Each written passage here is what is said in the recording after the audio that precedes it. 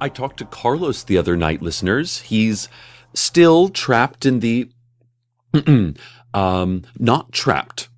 I told him I'd stop saying he's trapped in the desert otherworld. He is doing work there. He said after a few months of feeling helpless, he's made some friends, like the giant soldiers Doug and Alicia, and even gotten a lot of research done. He doesn't feel trapped at all. I told him that he was locked in that alternate desert against his will and has been unable to return. So that seems to me like a pretty strong definition of trapped. He said he used to feel that way, but now he no longer feels threatened by the rumbling beneath the sand or the strange armies that move about the beige wastes-scape. None of them fighting, only wandering. He feels like this desert, the most scientifically interesting place in the other world, is where he needs to be for now. He quoted that old adage, when God closes a door, God opens a window, then God cracks a few knuckles, then God kicks a pine cone up the sidewalk, God also chews a whole bunch of gum, God recently quit smoking and is really fidgety.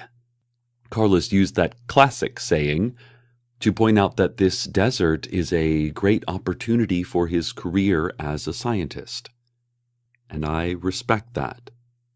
I asked if he found an old oak door with only one side that could possibly bring him back to Night Vale. He said he hadn't, but then he asked, "Cecil, if I find that doorway, would you maybe come here again, just for a visit? I want you to meet Alicia. Alicia has a Bichon Frise the size of a Prius and is really into astronomy. They also showed me some planets and comets they really like. Also, the constellations change every night here. There are new shapes of mythic heroes in the sky every night. I'd love you to come visit," Carlos told me. "We'll see. It does sound nicer than I remember," I said. "Neat," he said. "I'd love to be near Carlos again. We've had a great time talking nearly every night, but it's hard to know how much meeting eyes or touching hands means until it's gone. Plus, I could use a vacation. Other than that brief escape through the same desert otherworld this spring, I don't think I've been out of Night Vale since... Wow, Lufnarp?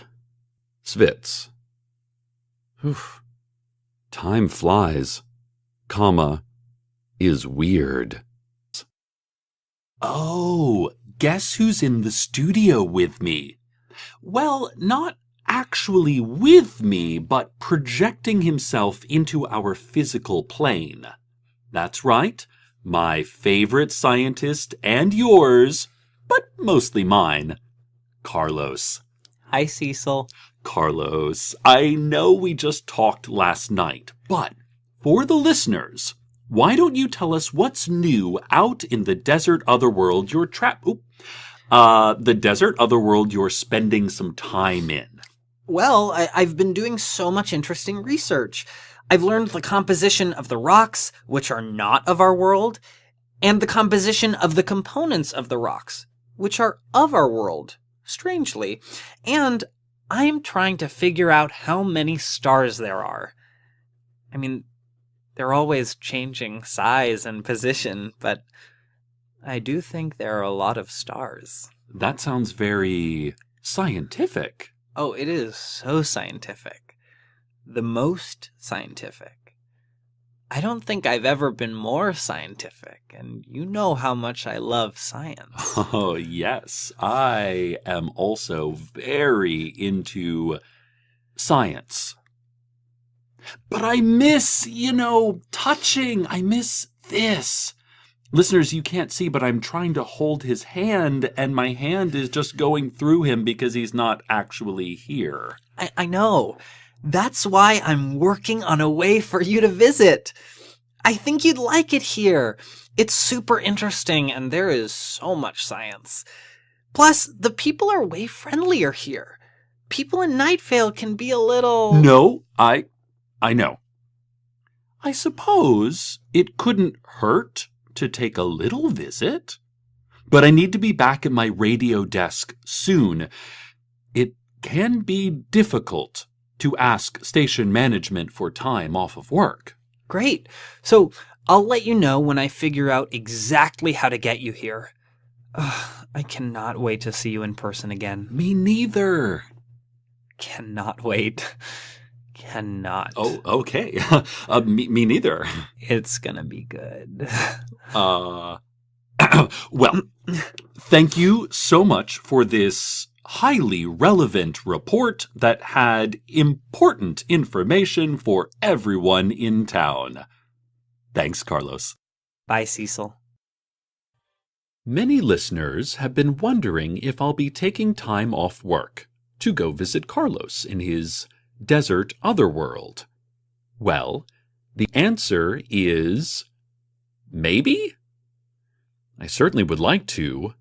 I miss him so much, but first, Carlos has to find the doorway between our worlds.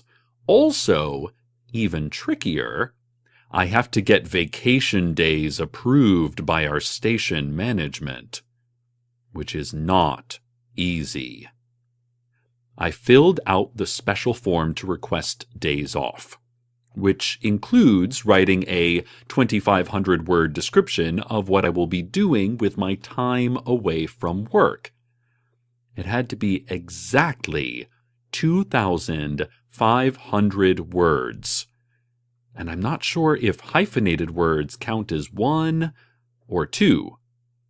Anyway, I submitted my form last Wednesday by going to station management's office door, genuflecting, and reciting the pledge of employee fealty, which is several minutes long. I was actually blocking the only path to the kitchen, so by the time I finished, there was a long line of coworkers waiting on me. All of them at some point have gone through this same emotionally devastating process when they wanted to visit a new nephew or go on a honeymoon or something, so they were understanding. But I chose to do this around noon, so they were also mostly hungry and frustrated.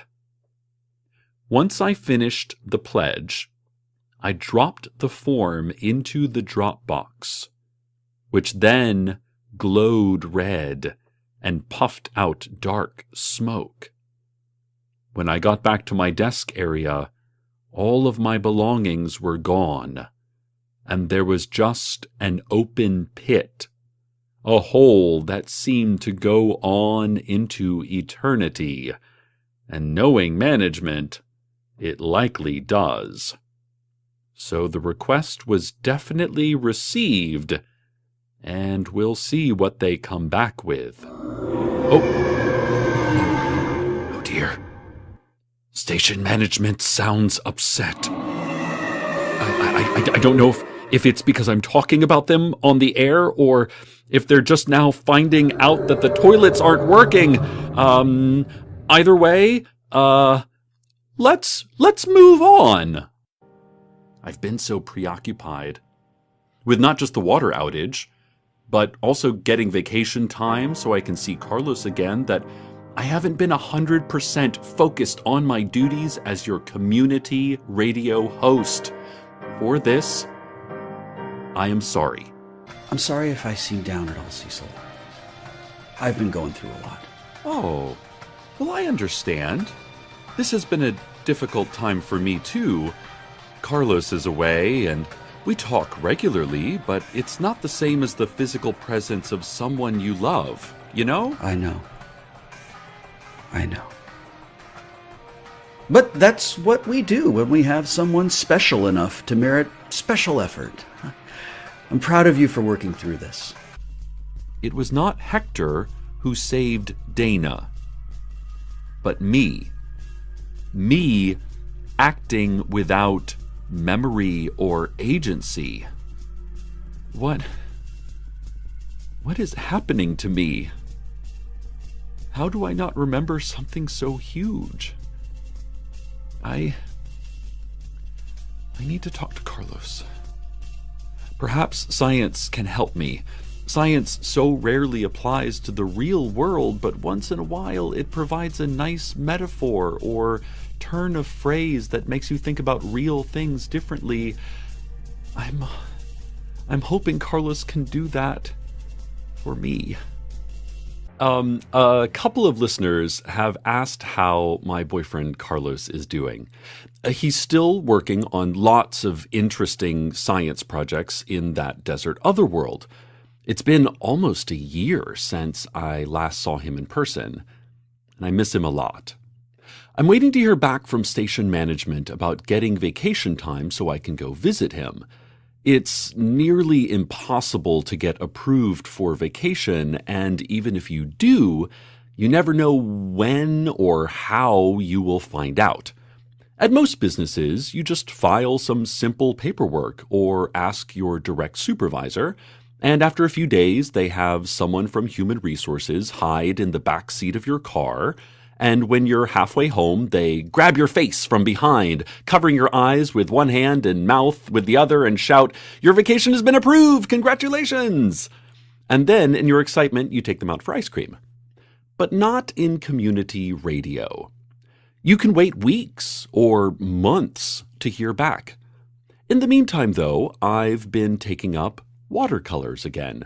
And I did something I've never done for anyone else I've ever been with. I painted a picture of Carlos. He's in profile, looking across his desert otherworld. He's wearing his Karl Lagerfeld-designed lab coat, and there's a car-sized Bichon Frise atop a dune behind him. And it might be the best painting I've ever made. I had long given up this old hobby, and lately I've grown so, I don't know, out of touch, lost, disconnected. I just needed something to occupy my time. Anyway, I hung it above my desk, near the window, and I tell you, it really gets me through the days, seeing my pastel Carlos in his brush-swept otherworld paradise. I hope you are all safe, dear listeners. I hope you are all okay. I know I am safe. Sadly, though, I am not okay. The falling animal carcasses collapsed a small section of the outer wall around our radio station. No one was injured, but it was the wall where my desk was. My new painting. I had spent so long on it. I mean, I can replace it, but it's just that. It's just that it brought me such happiness, such a reason to get up, such little joys. Like, it's not hard to find images of Carlos. We have science with its phones and screens and psychic projections but that picture, it was art. Creation. Destroyed. I mean, I can paint another. I can just paint another. It'll be fine. Just an excuse to do some fun painting.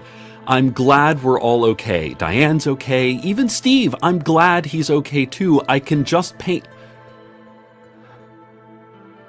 It's fine. Yep. Everything's fine.